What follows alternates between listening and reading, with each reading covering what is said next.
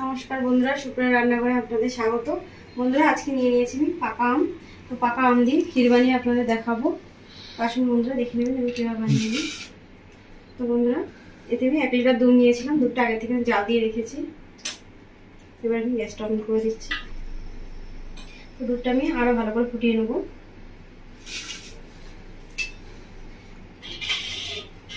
বন্ধুরা, ক্ষীর বানানোর সময় যত দুধ ঘন হবে তত ক্ষীরটা খেতে ভালো লাগবে।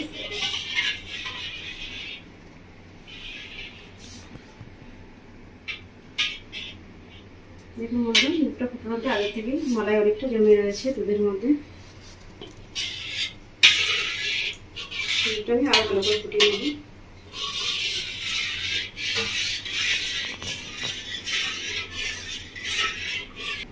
বন্ধুরা, দুধটা ফুটছে, আমি তখন আমটা কেটে নিচ্ছি।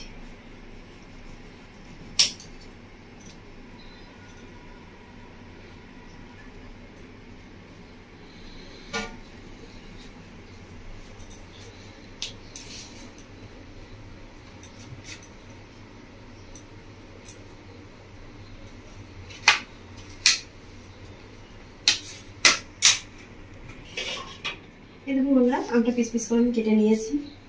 এদিকে দুধটা অনেকটা ঘন হয়ে এসছে। দুধের মধ্যে দিয়ে দেবো আমি কেশর। কেশরটা দিয়ে দুধটা আরো ভালো করে ফুটিয়ে নেব।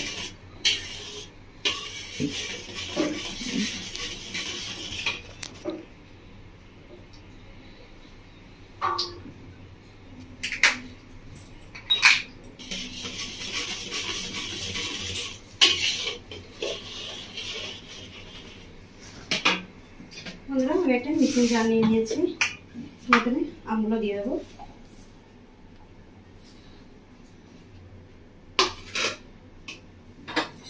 এতে আমার আছে 200 গ্রাম মতো চিনি। তো আমি হাফ চিনি দেবো। হাফ চিনিটা পরে দেবো। ভালো করে আমি মিক্সিং জারে বেটে নেব।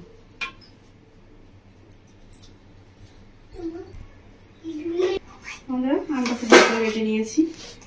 একটা বাটির মধ্যে তুলে নিচ্ছি।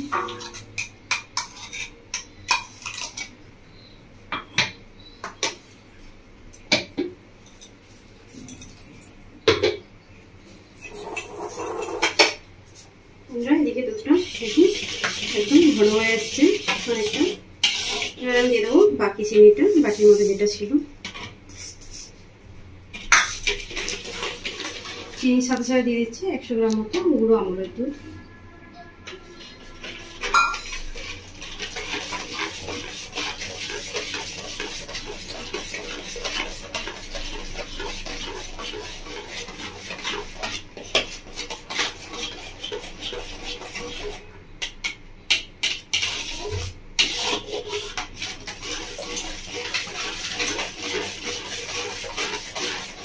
দুধটাকে এভাবে নাড়তে থাকবো।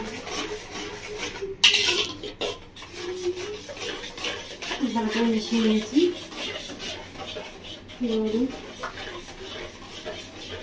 এবার দিয়েছি আমি পেস্তা, আর নিয়েছি আমন্ড বাদাম, আর নিয়েছি কিশমিশ দিয়ে দিচ্ছি।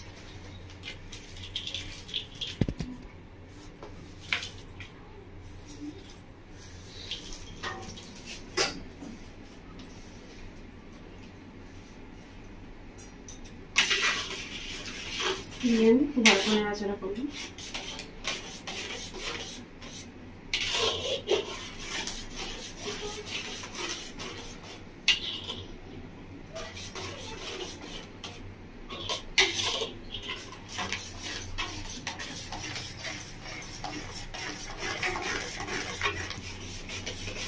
খুব ভালো করে নাড়িয়ে নিয়েছি। এবার দিয়ে দেবো আমি কাজু বাদাম।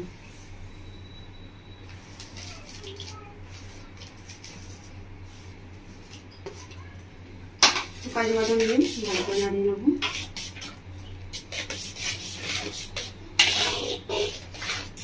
ওটা দেখে বুঝতে পারছি কতটা ঘন হয়ে আসছে ক্ষীরটা।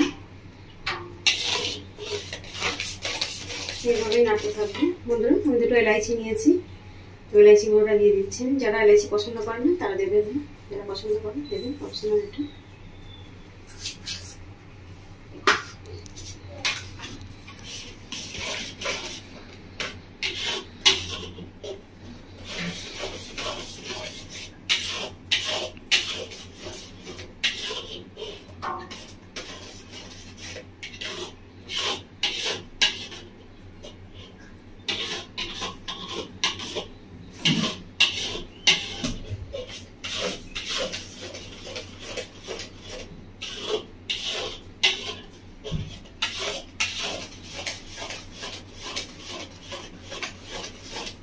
বন্ধুরা নাড়া বন্ধ দিলে হয়নি, এগুলোই নাড়তে থাকতে হবে।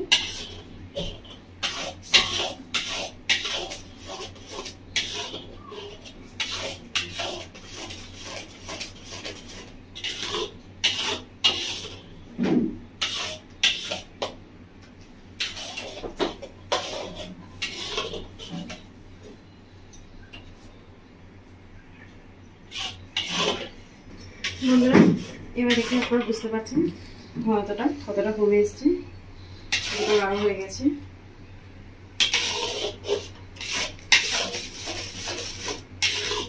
এবার দিয়ে দিচ্ছি বন্ধুরা আমি যেটা বেটে রেখেছিলাম, আমি মিশিয়ে যাবে পাকা আমটা দিয়ে দিচ্ছি।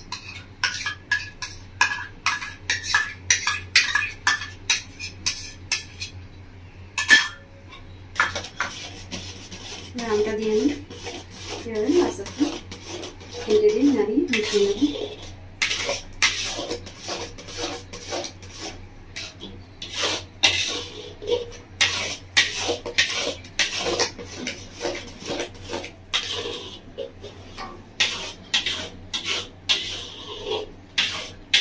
বন্ধুরা ক্ষীরটা একদম রেডি হয়ে গেছে পাকা আম দিয়ে ক্ষীর। তো আপনারা ঠিক এভাবে বাড়িতে বানাবেন বন্ধুরা, আপনারা দেখবেন ভীষণই সহজ। আপনারা ঠিক এভাবে বাড়িতে বানাবেন, বানিয়ে খাবেন, বাড়ির সকলকে খাবেন বন্ধুরা। আমার কমেন্ট করে জানাবেন বন্ধুরা আপনাদের কেমন লেগেছে। আমার রেসিপি দেখার জন্য আপনাদের অসংখ্য ধন্যবাদ। আমার চ্যানেলটা লাইক শেয়ার সাবস্ক্রাইব করবেন বন্ধুরা, ধন্যবাদ বন্ধুরা। তো বন্ধুরা আমি একটা টিফিন কৌটোর মধ্যে এটা তুলে নেব। বন্ধুরা গ্যাসটা আমি অফ করে দিচ্ছি, এবার আমি তুলে নেব। একটা টিফিন বা ঠান্ডা করতে দেবো, ঠান্ডা হয়ে গেলে ফ্রিজে রেখে দেবো। ফ্রিজে রেখে আমি 3-4 ঘন্টার মতো রাখার পর এটা খাবো।